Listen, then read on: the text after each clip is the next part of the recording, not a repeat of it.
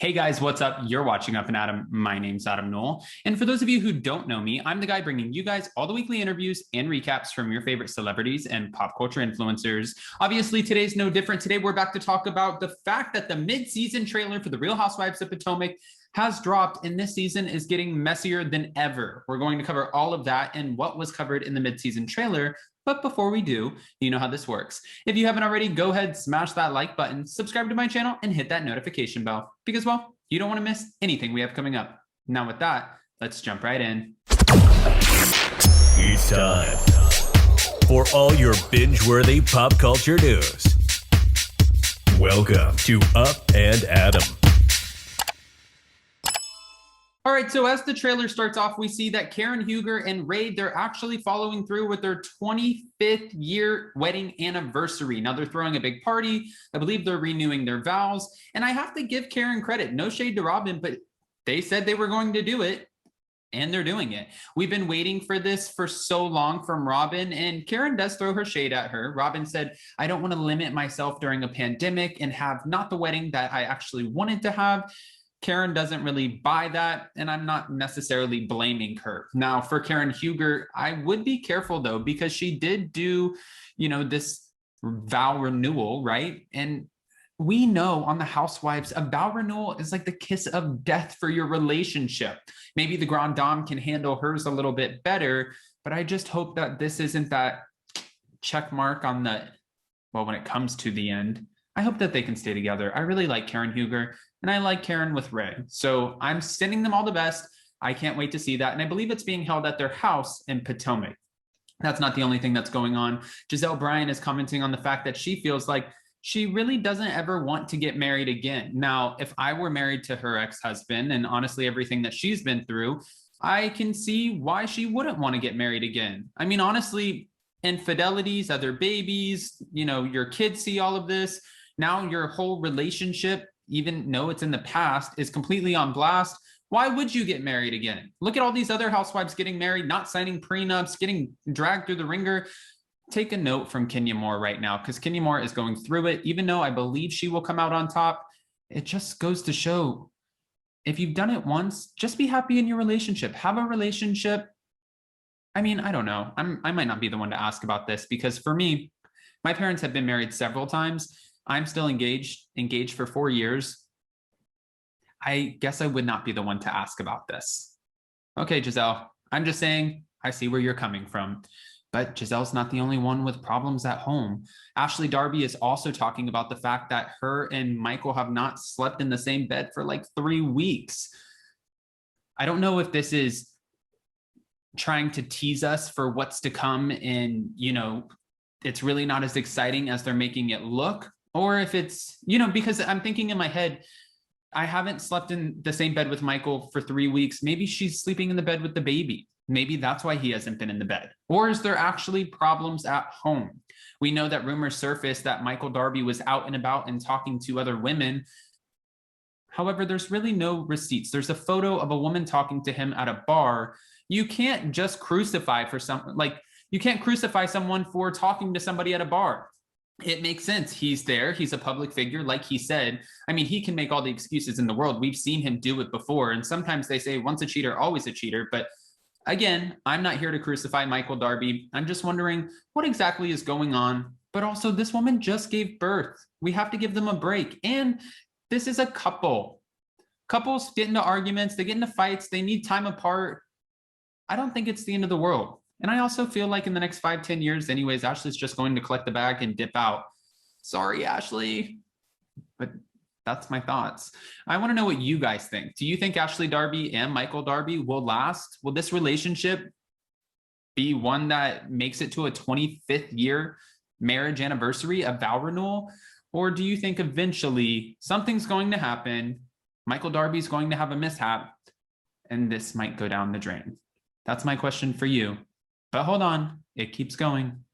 Now, getting back to Robyn and all of the reasons that she's not actually getting married. One, I want to say congratulations, because she did post on social media that they finally moved into their house that they built from the ground up. It's a beautiful home. I can't wait to see how they're decorating it, what it actually looks like on the inside, because I'm sure Bravo is going to give us that sneak peek tour eventually. But as of right now, we see in the trailer where she says, I want to make sure, we have to make sure that we don't make the same mistakes again, or that the same mistakes that happened before don't happen again.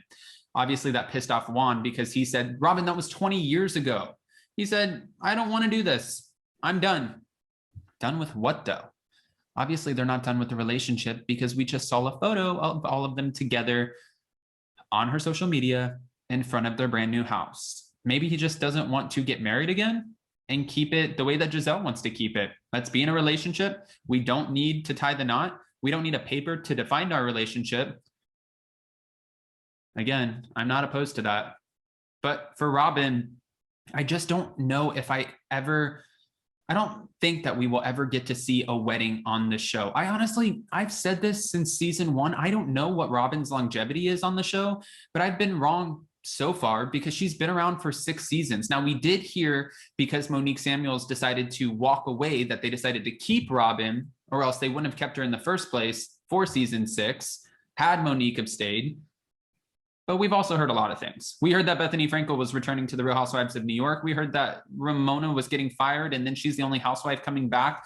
The Bravo rumor mill never stops. So I guess we'll just have to see what happens with Robyn. But Robyn is not the only one who's going through some hard times here. It keeps going. The problems are going down in the Bassett home, and it seems like maybe they're either having a power struggle or some financial hardships. We have to wait to see the episodes. But Chris says to Candice, I have never asked you for a penny.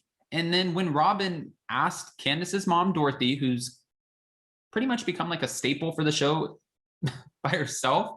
I always love when a housewife's mom gets a lot of the attention, like Kandi Burruss's mom, who comes in and she just says whatever the hell she wants. Mama D. Simmons from Real Housewives of Dallas, I'm going to miss her, but I love seeing a mom on the show. And for Dorothy, she doesn't disappoint. She never disappoints. When Robyn asked, Dorothy, do you think Chris is getting comfortable? She said, hell yeah. Not hell yeah, but hell yeah. All right. When it comes to Chris Bassett, though, he had a little bit of drama, last season with Ashley Darby's husband, Michael Darby. It got to the point where they were Chris was pushing Michael Darby back and he put his hands up like, I'm not touching you. And it seems like Michael Darby wants an apology, feels like he's owed an apology for this. He said, you put your hands on me. You should apologize. And for Candice, she's going to pop off and defend her husband. She always does. And you should. That's your significant other. But she did say, this is some of the whitest privilege I've ever seen. I'm curious what that pertains to. This is why the trailers just mess with your head. You don't get all of the information, you get little tidbits, and then you watch the actual episode and then it really wasn't how the trailer made it look. They leave us a little bit of a cliffhanger. They leave us in suspense, but then it's not suspenseful. Hopefully this is. Now we know that we have our newbie Mia Thornton, and she seems like she's coming in with a bang. She has her husband Gordon, who I believe she calls him G, but we're getting to see a little bit more of his humor. Now he told all of the women, all of the people, this is how you can solve your relationships, solve all your problems, is by going to the Butt Naked Club.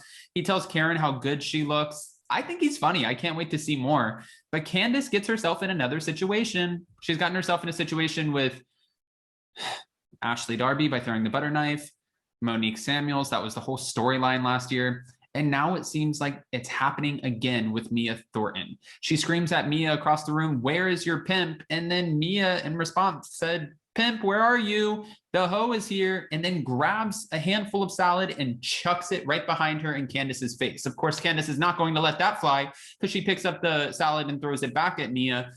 But when are we going to learn? This is the thing I have to say about Candice and the show.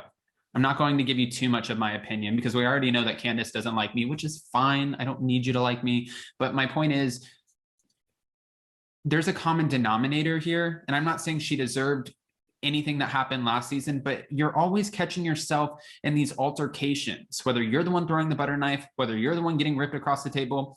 Now you're the one who's getting salad tossed at you and you're tossing salad back. You're always catching yourself in these situations. We haven't seen it from Karen Huger. We haven't seen it from Giselle. We haven't seen it from Robyn. Ashley Darby, she didn't react in a physical way. We haven't seen it from other people. And it just seems like there is a common denominator here. I don't know if you guys would agree with me on that, or if you think that Candice is completely innocent and she just always gets, you know, the short end of the stick. Guys, go ahead and comment below on that as well. Do you feel like Candice could be the common denominator and that's why things keep happening? Or do you feel like, nope, wrong place, wrong time? I don't know if you're screaming across the room, where is your pimp? And then pretty much calling her a hoe. I don't know, that just doesn't look good. But I don't need to give you all my opinions. I want to hear what you guys have to say. If you haven't already, go ahead, comment below. And before you go, don't forget to smash that like button, subscribe to my channel, and hit that notification bell because, well, you don't want to miss anything we have coming up. Now with that, we'll see you next time. Bye, guys.